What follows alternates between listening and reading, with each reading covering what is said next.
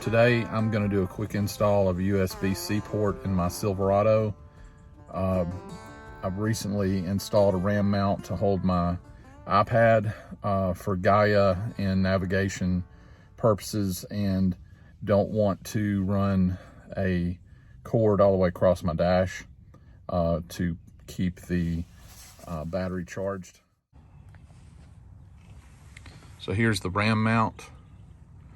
Mounted that to a piece of hardened plastic inside the little coin cubby in the dash. This is where the brake controller would normally be on trucks that are equipped with electric brake controllers.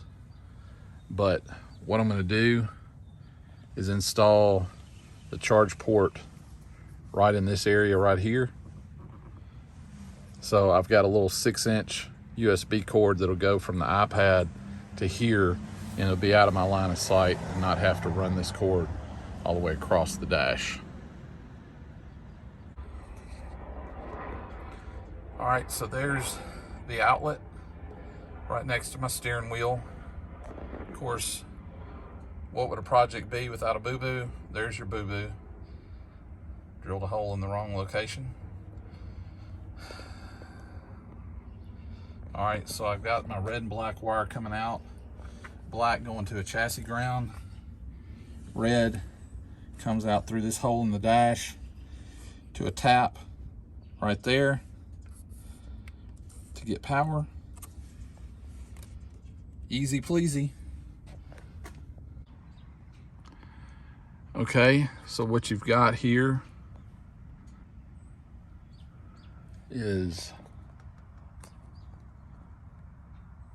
powered up there.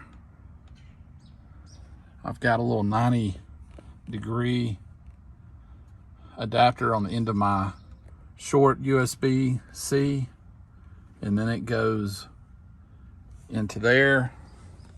Another shot of it from the bottom side. And then I will zip tie this over to the side, and that'll keep it out of my way because this is kind of tight in here.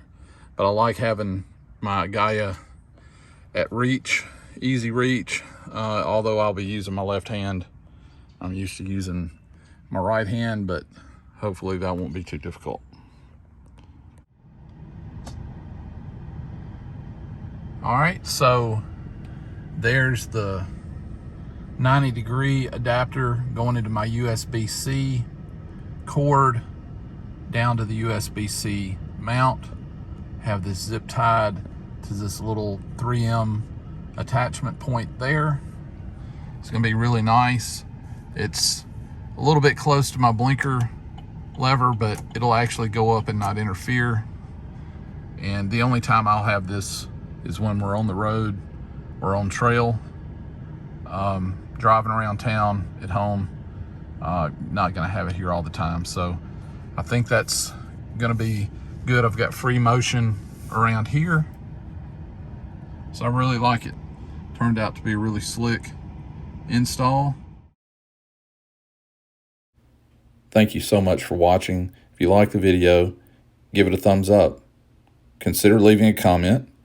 And if you'd like to see more content related to my full-size Overland rig build, hit that subscribe button.